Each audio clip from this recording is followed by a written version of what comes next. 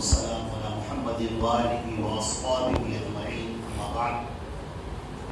حضرات گرامی، سب سے پہلے تو ہم سب لوگ قابل مبارکباد ہیں کہ اللہ رب العزت نے اپنے فضل و کرم سے ہمیں یہ زندگی عطا فرمائی کہ آج ہم نے قیام اللیل کیا، رمضان شروع ہو چکا ہے۔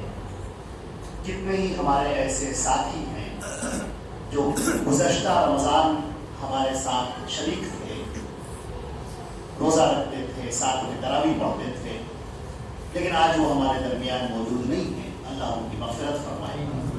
دن اسی طرح سے گزرتے چلے جا رہے ہیں، آہٹ بھی نہ محسوس ہوئی ختم سحر تک۔ یہ عمر رواں کتنے دبے پاؤں چلے ہیں۔ رمضان کا مہینہ، ایک خاص بات آپ کے سامنے عرض کرنا ہے۔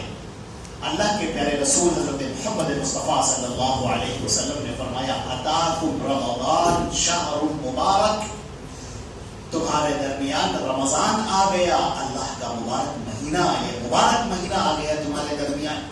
اس میں تفتح فیہ ابواب الجنہ، جنت کے دروازے کھول دیے جاتے ہیں اور جہنم کے دروازے بند کر دیے جاتے ہیں، اور جو مردہ سرکش شیاطین ہیں انہیں قید کر دیا جاتا ہے۔ تو اللہ کا یہ انعام اور اکرام شروع ہو گیا۔ ایک حدیث ہے، اللہ کے پیارے رسول صلی اللہ علیہ وسلم نے فرمایا کہ جتنے بھی نام اعمال ہیں، عبادتیں ہیں، وہ سب کی سب تولی جائیں گی، سب کا ثواب دیا جائے گا۔ جب روزے کی باری آئے گی تو اللہ رب العزت فرمائیں گے کہ ٹھہر جاؤ، الصوم لی وانا اجزی بہ، یہ روزہ میرے لیے ہے اور اس کا بدلہ میں دوں گا۔ اللہ کے پیارے رسول صلی اللہ علیہ وسلم نے فرمایا کہ ایک جنت ایک الگ سے بنائی گئی ہے، اس کا جو دروازہ ہے اس کا نام ہے باب الریان۔ کل بروز قیامت اللہ رب العزت ارشاد فرمائیں گے کہ روزے دار کہاں ہیں، وہ کھڑے ہو جائیں۔ جب روزے دار کھڑے ہو جائیں گے تو حکم ہوگا وہ باب الریان ہے، تم سب کے سب اس کے اندر داخل ہو جاؤ۔ وہاں پر کیا نعمتیں ہوں گی، اللہ نے کیا انعامات کیے ہوں گے، کتنا اللہ نے وہاں پر نوازا ہوگا، یہ ہمیں نہیں معلوم، لیکن وہ صرف روزے داروں کے لیے خاص ہے۔ اللہ تعالیٰ ہم کو اور آپ کو نیک لوگوں میں سے بنائے، باب الریان میں داخل ہونے والوں میں سے بنائے۔ ایک روایت بخاری کی آپ کو سنا دیتے ہیں، من صام رمضان ایمانا واحتسابا غفر له ما تقدم من ذنبه، جس نے رمضان کے روزے رکھے ایمان کی حالت میں، مشرک نہ ہو، موحد ہو، ایمان کی حالت میں اور ثواب کی امید میں، ریاکاری نہ ہو، دکھاوا نہ ہو، ایمان کی حالت میں ثواب کی امید رکھتے ہوئے جس نے رمضان کے روزے رکھے، غفر له ما تقدم من ذنبه، اس کے ماقبل کے تمام گناہ معاف کر دیے جائیں گے۔ اگلی روایت، من قام رمضان ایمانا واحتسابا غفر له ما تقدم من ذنبه، جس نے رمضان میں قیام اللیل کیا، یہ جسے ہم تراویح کہتے ہیں، قیام اللیل کیا، ایمان کے ساتھ، مومن ہونا چاہیے، مشرک نہ ہو، مومن ہو اور احتسابا، ثواب کی امید میں ہو، تو اللہ غفر له ما تقدم من ذنبه، اس کے ماقبل کے تمام گناہ معاف کر دیے جاتے ہیں۔ اللہ تعالیٰ ہمیں ان نیک لوگوں میں سے بنائے، رمضان کی قدر کرنے والا ہے، اس کی توفیق ہمیں عطا فرمائے کہ ہم اس کی قدر کریں۔ یہ قرآن پاک جو پڑھا گیا، سورۃ الفاتحہ اور بقیہ پورا قرآن پاک ایک بارہ آج پڑھا گیا ہے۔ سورۃ الفاتحہ جہاں سے قرآن پاک کی شروعات ہوتی ہے، اللہ کے نبی صلی اللہ علیہ وسلم نے اس سورۃ الفاتحہ کے کئی نام ارشاد فرمائے ہیں۔ اس کو سورۃ الفاتحہ بھی کہا جاتا ہے، سورۃ الشفا بھی کہا جاتا ہے، سورۃ الحمد بھی کہا جاتا ہے، آپ نے الحمدللہ رب العالمین بھی کہا، اس کو سبع المثانی بھی کہا جاتا ہے، اور القرآن بھی کہا جاتا ہے، الصلاۃ بھی کہا جاتا ہے۔ یہ سب سورۃ الفاتحہ کے نام ہیں۔ مسلم شریف کی روایت ہے، اللہ کے نبی صلی اللہ علیہ وسلم فرماتے ہیں، ایک مرتبہ وہ تشریف فرما تھے، جبریل علیہ السلام آپ کے ساتھ میں بیٹھے ہوئے تھے، اچانک ایک آواز ہوئی، آپ نے اپنا سر جبریل علیہ السلام نے آسمان کی طرف اٹھایا اور کہنے لگے، اللہ کے رسول، آج آسمان میں وہ دروازہ کھلا ہے جو اس سے پہلے کبھی نہیں کھلا۔ پھر ایک فرشتہ وہاں سے اترا، جبریل علیہ السلام نے کہا، اے اللہ کے رسول، یہ فرشتہ جو اترا ہے آج سے پہلے کبھی یہ فرشتہ نازل نہیں ہوا۔ وہ فرشتہ آیا اور اس نے اللہ کے نبی صلی اللہ علیہ وسلم کو سلام کیا اور کہا کہ اللہ نے آپ کو دو ایسی نعمتیں دی ہیں جو اس سے پہلے کسی کو نہیں دی گئی، عظیم نعمتیں۔ ایک ہے سورۃ الفاتحہ اور ایک ہے سورہ بقرہ کی آخری آیات۔ یہ سورۃ الفاتحہ اپنے آپ میں بڑی عظیم ہے، انتہائی عظیم ہے. اس کو قسمۃ الصلاۃ، اس کو پوری نماز کہا گیا ہے. اللہ کے نبی صلی اللہ علیہ وسلم نے فرمایا کہ لا صلاۃ لمن لم یقرأ بفاتحۃ الکتاب، اگر کسی نے اپنی نماز میں سورۃ الفاتحہ نہیں پڑھی تو وہ نماز ہی نہیں. لا صلاۃ یہ لائن آف ایجنس کے لیے، کوئی فرض نماز ہو، سنت ہو، وتر ہو، کوئی بھی نماز ہو، کوئی بھی نماز ہو، نفل ہو، کوئی بھی نماز ہو، ہر رکعت میں اگر سورۃ الفاتحہ نہیں پڑھی گئی تو نماز نہیں ہوئی. مسلم شریف کی روایت کے اندر حضرت ابو ہریرہ رضی اللہ تعالی عنہ جو صحابی رسول ہیں، وہ بتا رہے تھے لوگوں کو اللہ کے نبی کی حدیث. فرمایا جس نے نماز پڑھی اور سورۃ الفاتحہ نہیں پڑھی فہی خداج فہی خداج فہی خداج غیر تمام، تو یہ نامکمل ہے، نامکمل ہے، نامکمل ہے، پوری ہی نہیں ہوئی. تو تابعین میں سے، ان کے شاگردوں میں سے ایک نے کہا انا قد نقول وراء الامام، کبھی کبھی ایسا بھی ہوتا ہے کہ ہم امام کے پیچھے ہوتے ہیں، تب کیا کریں؟ تو انہوں نے کہا اقرأ بہا فی نفسک، اپنے دل کے اندر اسے پڑھو، پڑھو ضرور. عزیزان گرامی، آپ ثنا پڑھتے ہیں، اتحیات پڑھتے ہیں، درود شریف پڑھتے ہیں، سبحان ربی الاعلی، سبحان ربی العظیم پڑھتے ہیں، اللہ سے دعا مانگتے ہیں، سب ہم نے پڑھتے ہیں. تو سورۃ الفاتحہ اگر نہیں پڑھی گئی تو نماز نہیں. سورۃ الفاتحہ کیا ہے؟ اس کو خلاصہ قرآن بھی کہا جاتا ہے. عزیزان گرامی، بڑی عظیم سورہ ہے یہ. ایسی سورہ نہ تورات میں نازل ہوئی، نہ زبور میں، نہ انجیل میں، نہ بقیہ قرآن پاک میں. یہ خلاصہ ہے، پورے قرآن پاک کا خلاصہ ہے سورۃ الفاتحہ. اللہ کی حمد و ثنا ہے. اللہ کی حمد و ثنا کے بعد اس میں بندہ کہتا ہے اہدنا الصراط المستقیم، اے پروردگار مجھے صراط مستقیم عطا فرما دے. صراط الذین انعمت علیہم، وہ صراط مستقیم جس پر تو نے انعام کیا ہے. اس راستے پر نہ لے چل جن کے اوپر تیرا غضب نازل ہوا، جو راستے سے گمراہ ہو گئے. یہ بندہ اللہ سے مانگتا ہے صراط مستقیم، بہت بڑی چیز. جنت الفردوس مانگ رہے ہیں آپ اللہ سے، اللہ کی رضا مانگ رہے ہیں. اے اللہ مجھے جنت چاہیے، میں جہنم سے بچ جاؤں، اے اللہ مجھے عطا فرما دے. یہ سورۃ الفاتحہ ہے. اللہ تعالیٰ اس کے جواب میں یہ پورا قرآن پاک آپ کے سامنے. شروعات یہاں سے ہوتی ھدی للمتقین، یہ ہدایت ہے تقوی والوں کے لیے. یہ تو ترجمہ. اگر آپ اصل اس کو سمجھنا چاہیں سیدھے سادھے الفاظ میں کہ اس کا کیا مطلب ہے، تو قرآن پاک نے شروعات میں کہہ دیا کہ یہ ہدایت اس کو ملے گی جو ہدایت چاہتا ہے. جس کو ہدایت چاہیے اس کے لیے یہ ہدایت نامہ ہے، اور جسے ہدایت نہیں چاہیے تو ظاہر سی بات ہے کہ اس کو پڑھتے ہیں اور پڑھ کے کچھ ہدایت پڑھ پاتے ہیں، کچھ نہیں پاتے. اب دیکھیے آپ کہ جو یہ کتاب شروع ہوتی ہے، سب اس کے اندر انسان کی پیدائش کا واقعہ بیان کر دیا گیا ہے. اللہ رب العزت نے جب فرشتوں سے کہا اس قال ربک للملائکۃ انی جاعل فی الارض خلیفہ، جب اللہ نے فرشتوں سے کہا کہ یہ جو روئے زمین ہے، اس زمین پر میں ایک آنے جانے والی مخلوق بناؤں گا، ایک مخلوق جو نسل بعد نسل چلتی رہے گی. اور فرشتوں نے کہا کہ آپ ایسی مخلوق بنائیں گے جو زمین میں فساد برپا کریں گے، قتل کریں گے، خون بہائیں گے. انہوں نے جناتوں کو دیکھا تھا جو زمین پر آباد تھے، لڑتے جھگڑتے رہتے تھے، خون بہاتے رہتے. اللہ نے کہا انی اعلم ما لا تعلمون، جو میں جانتا ہوں وہ تم نہیں جانتے. انسان کا ہی مقصد جو اللہ نے بیان کیا ہے. شیطان مردود کا ذکر کیا اللہ نے کہ جب ہم نے انسان کو پیدا کیا، بنایا، آدم کو بنایا، اور ہم نے تمام سے کہا، سارے فرشتوں سے کہا کہ دیکھو جب میں اس کے اندر روح ڈالوں تو سب کے سب سجدے میں گر پڑے.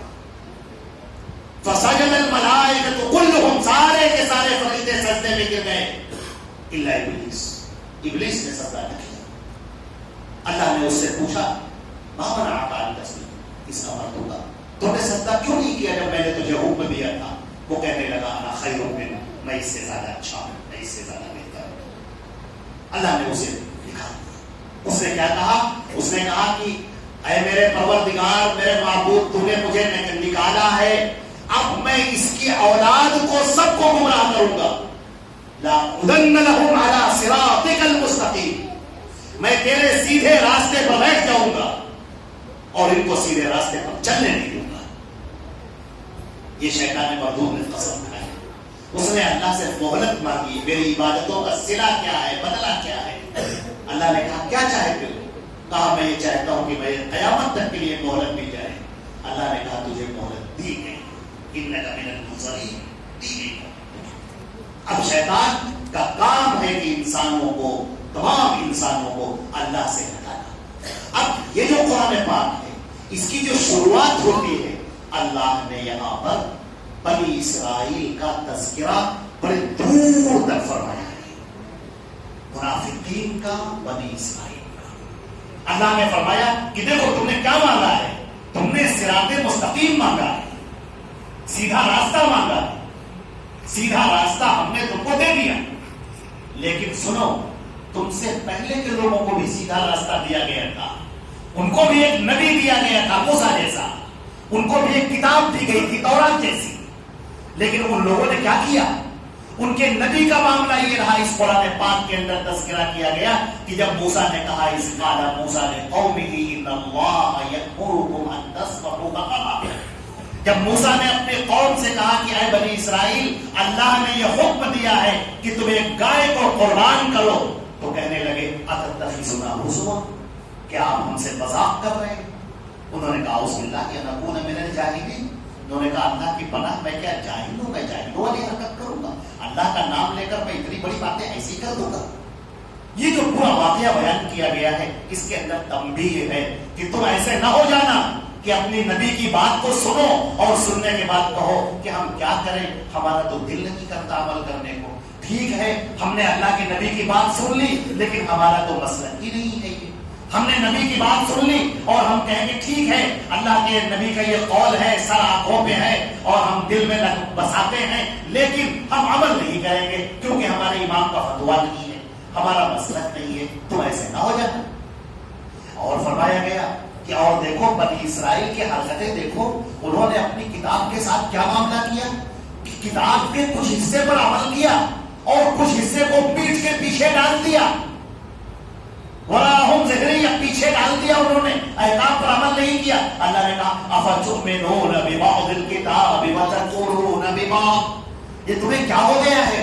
کتاب کے کچھ حصے پر عمل کرتے ہو، کچھ حصے پر عمل نہیں کرتے ہو. کون سا تمہارا معاملہ ہے؟ یہ طریقہ ٹھیک نہیں ہے. اسلام کے کچھ حصے پر عمل کر لیا، کچھ حصے پر عمل نہیں کیا. کچھ میں ہم پکے مسلمان ہو گئے اور کچھ معاملات میں ہم پکے دنیا دار ہو گئے. ہمارا طریقہ، ہماری نشست و برخاست، ہماری شادی بیاہ، سارا طریقہ غیروں کا ہو گئے. نماز میں ہم نے نماز پڑھ لی، شادی بیاہ کا معاملہ آیا تو جہیز کی لمبی لسٹ تھما دی. پھر رسوم و رواج شروع ہو گئے، ہلدی اور مہندی کی رسمیں شروع ہو گئی اور ہمارے کیا کیا شروع ہو گئے. یہ بنی اسرائیل کا طریقہ تو مت اختیار کرنا. اور ایک بہت بڑا جرم جو بنی اسرائیل نے کیا تھا اس سے تم محفوظ رہنا.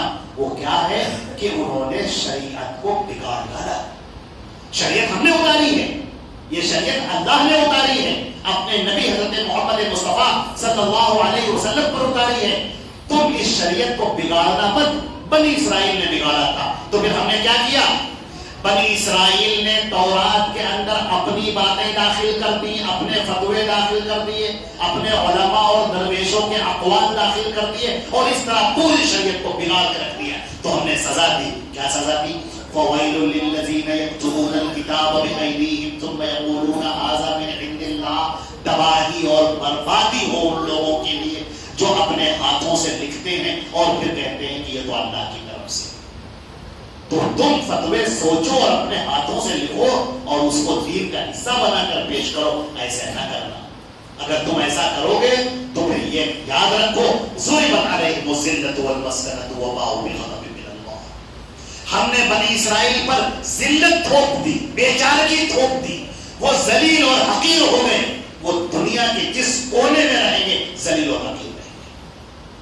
تو اگر تم بھی ایسے ہی کرو گے، اللہ کی اس اتاری ہوئی شریعت میں اپنی باتیں داخل کرنے لگے، لوگوں کی باتیں داخل کرنے لگے، لوگوں کی رائے داخل کرنے لگے، تو پھر تم بھی ذلت والے ہو جاؤ گے اور تم پر ذلت مسلط کر دی جائے گی. یہ بات اس قرآن پاک کو پڑھنے سے پہلے ہی اس بات کو سمجھ لو.